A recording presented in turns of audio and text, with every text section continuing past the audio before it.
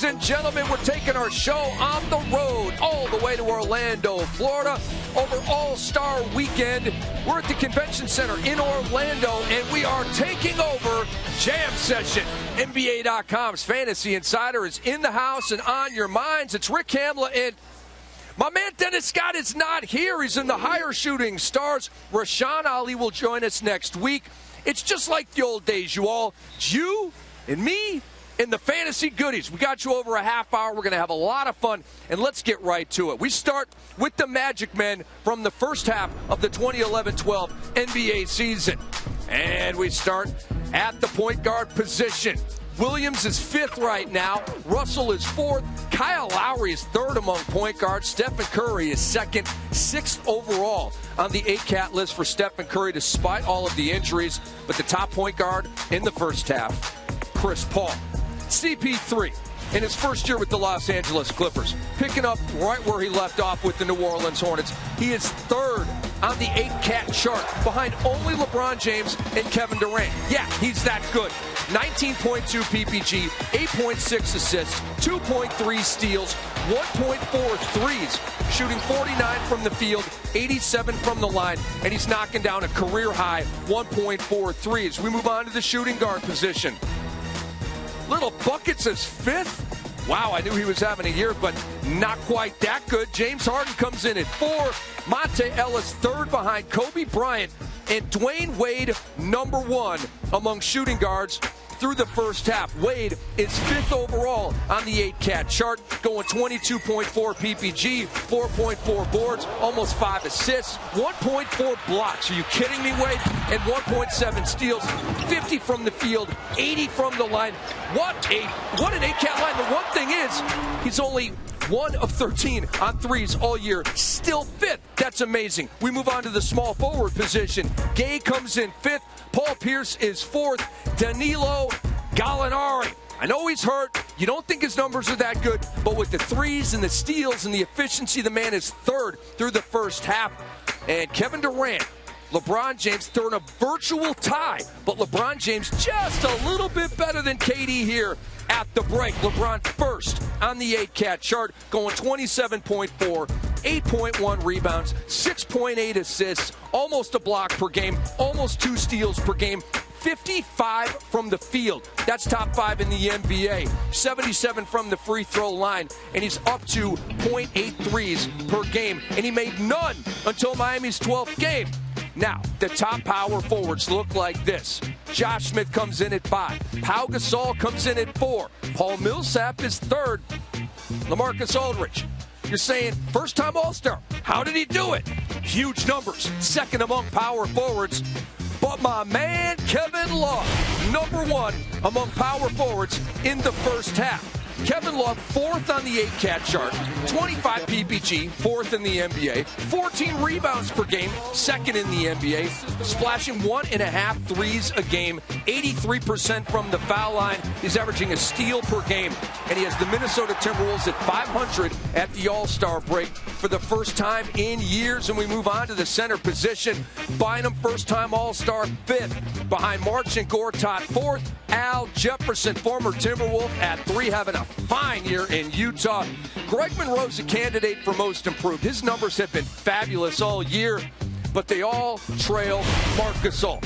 First-time All-Star, huge numbers. Zach went down, Gasol went up. 15 PPG, 10.1 boards, 3.1 assists, 2.2 blocks, that's fifth in the league, 1 steal per game, 49 from the field, 75 from the free throw line.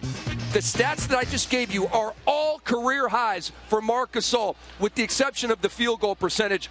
But none of us are mad about 49%, are we? There they are, the Magic Men from the first half of this season. Now, we do this thing called weekly honors on Fantasy Insider. And what we're going to do right now is give first half honors. And we start with the Determinator.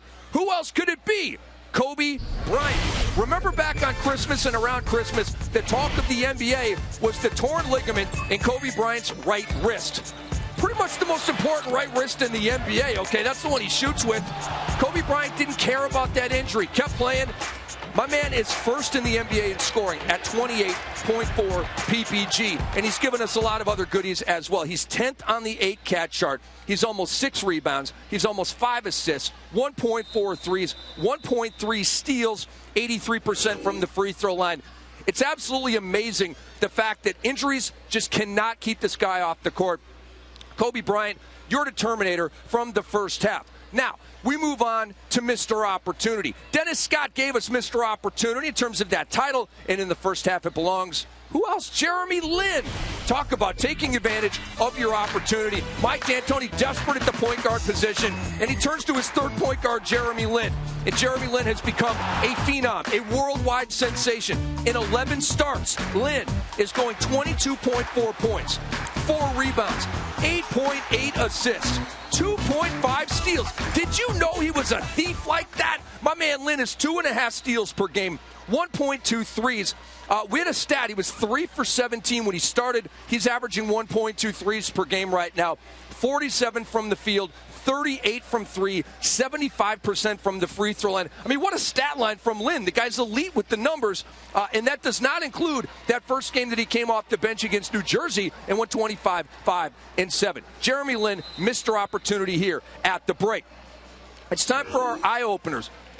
And these two guys, these 2 point guards, opened our eyes and dropped our jaws. We start with Ricky Rubio, rookie for the Minnesota Timberwolves. 5th overall pick in 2009. We had to wait 2 years for this kid to come over.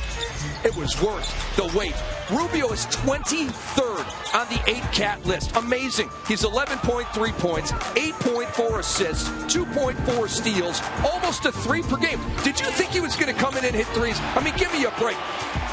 We heard that he was a pretty good defensive player, so I'm not that surprised at 2.4 steals. Almost a 3 a game is shocking. Kyle Lowry probably should have been an all-star. 7th on the 8-cat chart. 7th! There's only 6 guys better than him across 8 categories. He's scoring 15.6 points, 5.3 rebounds, 7.6 assists. And check out the fantasy gold from Kyle Lowry. This is why he's 7th.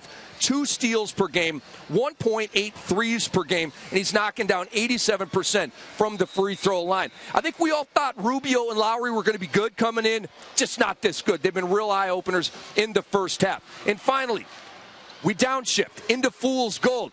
I'm always a little weird about this because I don't want these guys thinking I'm ripping them. I just have an opinion on Mike Conley. I don't think his numbers in the second half are going to be as good as they were in the first half. If and when Zach Randolph comes back, Conley's scoring is going to go down.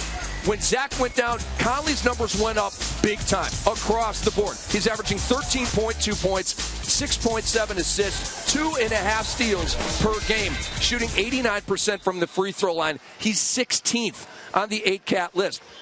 I think a more realistic ranking for him is like 30th, 35th, something in there, like a very viable fantasy player, but not quite this good. So if you've got Conley, enjoy it while it lasts, but beware when Zach Randolph comes back. I think those numbers are coming down from Mike Conley. But I still got love for the guy, and we got love for you out there in fantasy land. We're coming back with more. We're going to roll up our sleeves and get to work for you. We've done the homework. All you have to do is set your lineup based on what we say. We've got start or sit next on NBA.com's Fantasy Insider.